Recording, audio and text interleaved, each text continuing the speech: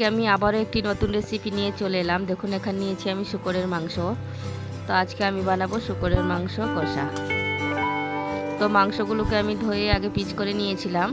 আর দেখুন এখানে আমি আলুগুলোকে এরকমভাবে কেটে নিয়েছি। তো এবার মাংসের মধ্যে আমি দিয়ে দিলাম লবণ, স্বাদ মতো দিয়ে দিলাম আমি লবণ এখানে। আর দিয়ে দিলাম 1 চামচ জিরে, আর দিয়ে দিলাম 1 চামচ ধনে। আমরা কিন্তু ধনা থেকে জিরা একটু বেশি খাই।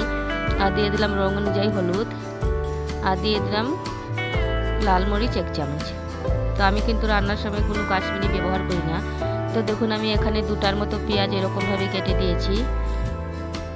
আর এখন দিয়ে দিলাম আমি সামান্য সরষের তেল। তো সরষের তেল বেশি দেওয়া লাগে না, কারণ শূকরের মাংসতে এমনিতেই অনেক তেল থাকে তাই। তো দিয়ে এগুলোকে আমি একটু ভালো করে মেখে নেব। তো দেখুন এখানে দিয়েছি আমি আদা বাটা। এখানে প্রায় আমি 1 ইঞ্চির থেকে নিয়েছি বেশি আদা।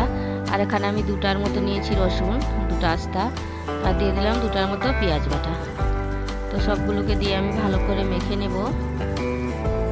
যত মাখলে অতই মশলা ভিতরে যাবে মাংস। তো দেখুন আমার মাখানো হয়ে গেছে। তখন এটাকে আমি তো দেখুন এখন আমি কড়াইয়ের মধ্যে দিয়ে দিলাম সরষের তেল। আর এবার আমি আলুগুলোকে ভেজে নেব। তো আলুগুলোকে আমি এখন লাল লাল করে ভেজে নেব। তখন আমি এখানে দিয়ে দেব সামান্য হলুদ। তো এখানে আমি সামান্য দিয়ে দিলাম লবণ, আর দিয়ে দেবো সামান্য হলুদ। তো লবণ হলুদ দিয়ে আমি ভালো করে লাল লাল করে ভেজে নেব, যাতে মোটামুটি আলুগুলো ভাজানো হয়ে যায়। তো দেখুন আমি এখানে আলুগুলো ভাজানো হয়ে গেছে। দেখুন কত সুন্দর করে আলুগুলো ভাজানো হয়ে গেছে, প্রায় আলু মোটামুটি আমার সেদ্ধ হয়ে গেছে।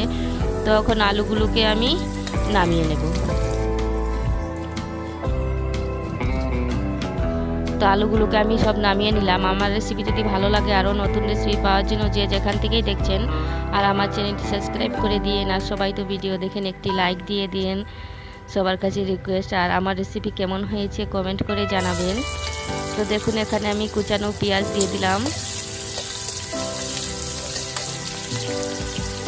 সবার তো আর সব জিনিস ভালো লাগে না, এরপরও যেই ভিডিও দেখেন একটি লাইক দিয়ে দেবেন প্লিজ। তো দেখুন এখানে আমি পেঁয়াজগুলোকে হালকা বাদামি করে ভেজে নিলাম। আর এখানে আমি দিয়ে দিলাম 2-3টা তেজপাতা।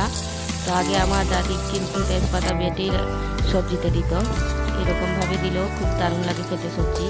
তো দেখুন আমার পেঁয়াজগুলো ভাজানো হয়ে গেছে। তো এখানে আমি দিয়ে দিলাম কয়েকটা রসুন আস্তা। আর এবার দিয়ে দিব মাংসগুলো, মেখে রাখা মাংসগুলো দিয়ে আমি ভালো করে একটু নেড়ে চেড়ে নেব। তো এখানে আমি কিন্তু 7-8টার থেকে বেশি আস্তা রসুন দিয়েছিলাম। আস্তা রসুন দেওয়ার সময় দেখাইনি, একটু কেটে গিয়েছিল। তো এবার এটাকে আমি ঢাকনা লাগিয়ে কিছুক্ষণ কষাবো। তো দেখুন আমার মাংসগুলো বেশ কষানো হয়ে গেছে। আমি কিন্তু একদম বেশিও কষাইনি মাংসটাকে। তখন আমি এখানে দিয়ে দিলাম ভেজে রাখা আলুগুলো।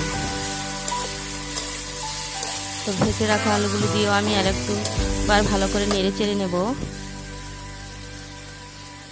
তো দেখুন এখানে আমি সামান্য দিয়েছি জল, 1 বাটির থেকেও কম, 1 বাটি মানে 100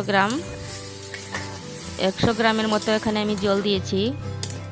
তো এবার ভালো করে নেড়ে চেড়ে আবার আমি ঢাকনা লাগিয়ে ভালো করে সেদ্ধ হওয়ার জন্য ছেড়ে দেব, কারণ একদম আমি কম আঁচে পাকাবো, কারণ তো আমি জল বেশি দিইনি। তো দেখুন আমার মাংসগুলো কত সুন্দর হয়েছে।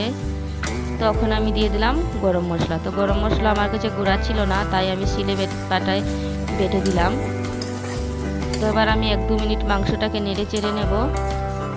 তো দেখুন আমার মাংস কত সুন্দর হয়েছে। আর আমি নামিয়ে নিলাম। আর আমার রেসিপি দেখার জন্য আমি সবাইকে অনেক অনেক ধন্যবাদ জানাই।